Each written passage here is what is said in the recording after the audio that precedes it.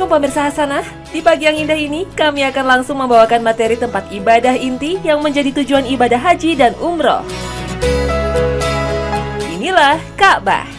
Ka'bah, bangunan berbentuk kubus, bukanlah sebuah bangunan semata. Seperti yang kita ketahui, Ka'bah adalah rumah Allah.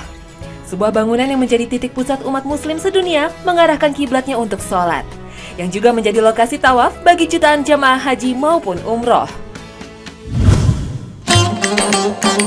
Ka'bah tercatat adalah bangunan yang ditinggikan oleh Nabi Allah Ibrahim alaihissalam dan menjadi tempat tinggal Siti Hajar dan Nabi Ismail alaihissalam. Dalam perkembangannya, jauh sebelum Rasulullah Muhammad diangkat menjadi Rasul, Ka'bah telah mengalami beberapa pemugaran. Bangunan dengan tinggi 13,10 meter dan panjang sisi masing-masing 11,3 dan 12,6 meter ini terkena banjir bandang. Ka'bah mempunyai satu buah pintu bernama Multazam. Di luar bangunan Ka'bah terdapat batu Hajar Aswad yang menempel pada salah satu sisinya. Diselimuti kain tebal dengan tulisan emas bernama Kiswah. Dan di samping Ka'bah terdapat bangunan berbentuk tembok yang melengkung setinggi 1,5 meter, yaitu Hijr Ismail. Ka'bah berada persis di tengah sebuah masjid suci besar bernama Masjidil Haram. Di dalamnya terdapat 3 buah pilar yang terbuat dari kayu gahru terbaik, dan pilar ini menopang utama atap Ka'bah. Pada zaman Arab masih dikuasai kaum jahiliyah, di dalam Ka'bah dijadikan tempat untuk penyimpanan berhala. Namun ketika Mekah berhasil dikuasai oleh Nabi Muhammad SAW pada perang Fathul Mekah, terjadi perbaikan dan pembersihan terhadap Ka'bah. Berhala-berhala di dalamnya pun dibersihkan dan dihancurkan. Dan beginilah bentuk Ka'bah yang tidak pernah berubah sejak zaman Rasulullah. Sebuah poros utama umat muslim yang juga dipercaya menjadi poros utama bumi. Sebuah bangunan yang dimana bila kita berdoa di dekatnya, niscaya akan segera dikabulkan oleh Allah Subhanahu wa Ta'ala, sang pemilik bumi yang berdiam di Arsy. Subhanallah.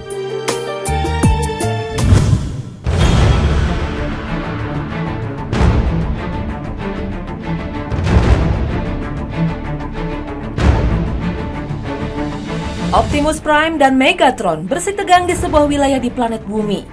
Robot alien dari planet Cybertrons itu membawa permusuhan 2 kelompok antagonis-protagonis, yaitu Autobots dan Decepticons. Di belahan bumi lainnya, seorang pemuda klimis berjubah merah terbang secepat kilat menyelamatkan sebuah pesawat yang terjatuh. Terbang sampai keluar angkasa, kebal segala senjata, dan mata dengan sinar penghancur adalah segala kelebihannya. Superman, jagoan berlogo huruf S di dada ini, hanya luluh tak berdaya oleh batuan Kryptonite dari planetnya sendiri. Superman, alien biasa dari planet Krypton yang jadi super di planet bumi, maupun Transformers, robot-robot aliens yang mampu merubah diri adalah buah imajinasi manusia tentang keberadaan makhluk hidup di luar planetnya. Memang, dengan ilmu pengetahuan yang dimiliki saat ini, manusia mampu mengeksplorasi ruang angkasa, mencatat dan memetakan galaksi, bintang maupun planet di sekitar bumi yang menjadi tempat tinggalnya. Fenomena UFO (Unidentified Flying Object), temuan-temuan prasejarah yang dikaitkan dengannya, dan eksplorasi keluar angkasa, seolah berusaha menjawab obsesi manusia akan keingintahuan tentang kehidupan di luar planet bumi dan alam semesta. Dalam Al-Quran, adanya makhluk hidup di luar angkasa bisa dinamakan dabah, seperti disebutkan dalam surat Asy-Syura ayat 29 dan surat An-Nahl ayat 49. Dalam bahasa Arab, dabah memiliki makna makhluk hidup yang memiliki jasad kasar, baik jantan maupun betina, baik berakal maupun tidak berakal. Sehingga makhluk hidup seperti manusia, hewan maupun tumbuh-tumbuhan, bahkan alien bila ditemukan, dapat digolongkan sebagai dabah. Sedangkan makhluk halus seperti jin dan setan bukan termasuk dabah. Lalu, bagaimana sebenarnya langit dan alam semesta diciptakan untuk menunjang kehidupan?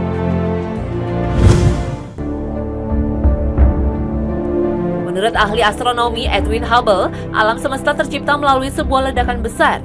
Arno Penzias dan Robert Wilson kemudian menemukan sisa radiasi dari ledakan besar tersebut berupa radiasi latar belakang kosmik. Radiasi ini tidak seperti apapun yang berasal dari seluruh alam semesta karena luar biasa seragam. Radiasi ini tidak dibatasi dan tersebar merata di seluruh jagat raya. Belasan abad sebelum para ahli menemukan sejumlah teori penciptaan alam semesta, Al-Quran telah mengungkapkannya terlebih dahulu. Al-Quran menggambarkan penciptaan alam semesta dalam 6 masa.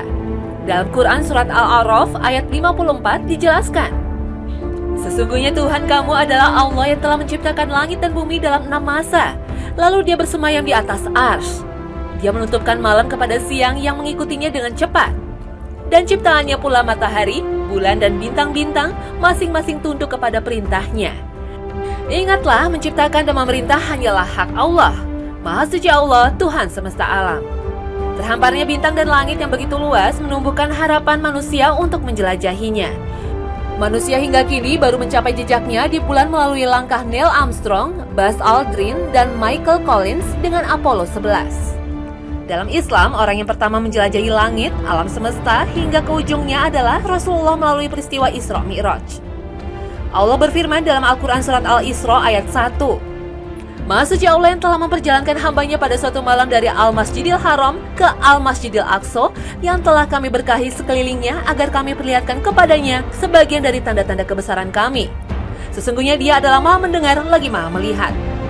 Peristiwa Isra Mi'raj merupakan sebuah mukjizat dari Allah kepada Rasulullah SAW yang menurut logika manusia sangat sulit diterima.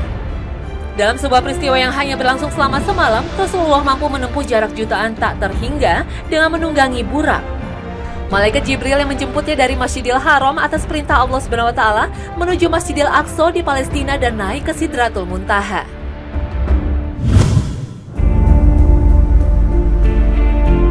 Kehidupan selain di bumi terus menjadi keingintahuan manusia, termasuk kemungkinan beberapa planet yang dapat dihuni oleh makhluk hidup.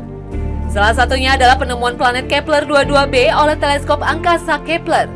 Penemuannya diumumkan pada tanggal 5 Desember 2011. Planet ini sebenarnya ditemukan pada hari ketiga dioperasikannya Kepler pada pertengahan tahun 2009. Jarak planet Kepler 22b dari bumi sejauh 600 tahun cahaya.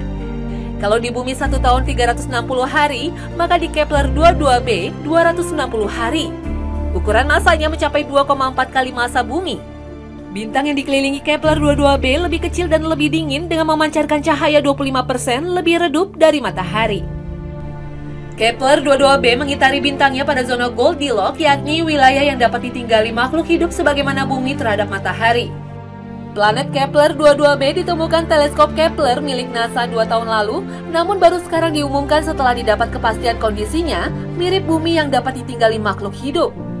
Tidak menutup kemungkinan alien juga hidup di Kepler 22b atau exoplanet lainnya, yaitu planet di luar sistem tata surya matahari.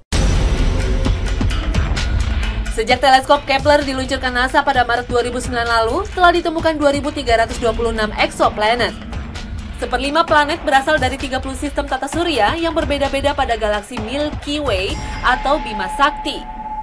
Sementara yang lainnya berada pada galaksi Andromeda yang berjarak 1,5 juta tahun cahaya dari bumi. Dari jumlah exoplanet sebanyak itu, hanya 48 planet yang masuk dalam zona Goldilocks dan hanya 10 planet yang bentuknya mirip dengan bumi dan berputar mengelilingi mataharinya, salah satunya Kepler 22b. Sebelumnya, astronom di Carnegie Institute Washington juga telah menemukan planet Gliese 581e dan Gliese 581d yang disebut mempunyai tanda-tanda kehidupan yang mirip dengan bumi. Planet itu berada pada jarak 20 tahun cahaya dari bumi dan terletak di rasi bintang Libra. Sebuah penemuan yang luar biasa, adanya sebuah planet yang memiliki sifat habitable kemungkinan bisa didiami makhluk hidup. Sementara itu, seorang astronom Prancis juga mengumumkan telah menemukan sebuah planet yang diberi nama Corot Exo 7b yang diperkirakan memiliki massa 1,7 massa bumi, mengitari sebuah orbit bintang, dan disebut memiliki ciri-ciri seperti Gliese 581e. Penemuan tersebut semakin menguatkan adanya sistem kehidupan di luar bumi dengan kondisi yang mirip kehidupan di bumi seperti keberadaan air dan oksigen serta makhluk hidup. Manusia boleh saja mencari dan mengeksplorasi demi memenuhi rasa keingintahuan. Mencari rumah baru ketika rumah yang ditinggalnya saat ini terasa semakin sesak. Padahal semua itu karena ulah manusia juga yang semakin rakus akan sumber energi dan keinginan yang tiada habisnya. Dan sejauh manapun manusia mencari, pada suatu titik ia harus kembali kepada fitrahnya, kepada mengapa manusia diciptakan dan dijadikan khalifah di muka bumi. Sungguh Allah Maha mengetahui segala sesuatu.